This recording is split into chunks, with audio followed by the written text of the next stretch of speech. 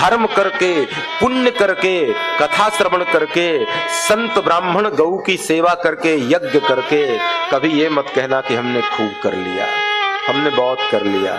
आजकल लोगों को यही होता है, 2 4 5 बार कथा श्रवण कर लेते हैं और कोई कहे चलो कथा में चलना है तो कहते हमने बहुत सुन ली कथा, हमारे जीवन में खूब कथा हो गई। भैया समझ लो, जिसकी वाणी से ये शब्द निकले ना कि हमने खूब सुन ली कथा, ये समझ लेना उसने कथा सुनने के तत्व को जाना ही नहीं है। क्यों? कथा सुनने की परिभाषा ये है, जिनके श्रवण समुद्र समाना और कथा तुम्हार सुभग सरनाना।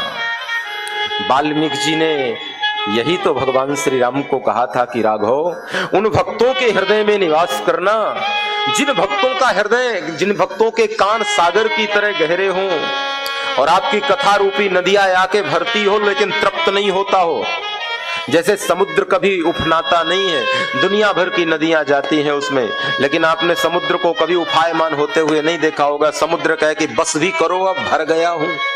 जैसे दुनिया भर की नदियों का पानी जाए और सागर कभी छलांग नहीं लगाता, सागर कभी तृप्त नहीं होता, कभी ये नहीं कहता कि बस करो पूरा हो गया अब पानी नहीं समाएगा, उसमें स्थान बना ही रहता है।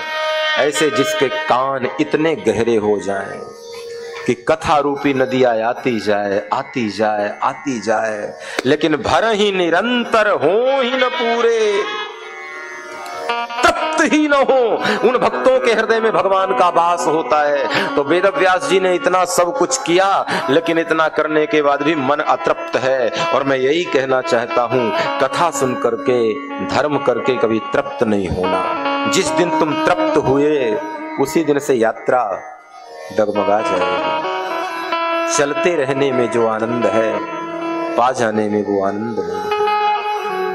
वास्तव में चलते रहने का नाम तो ही धर्म है।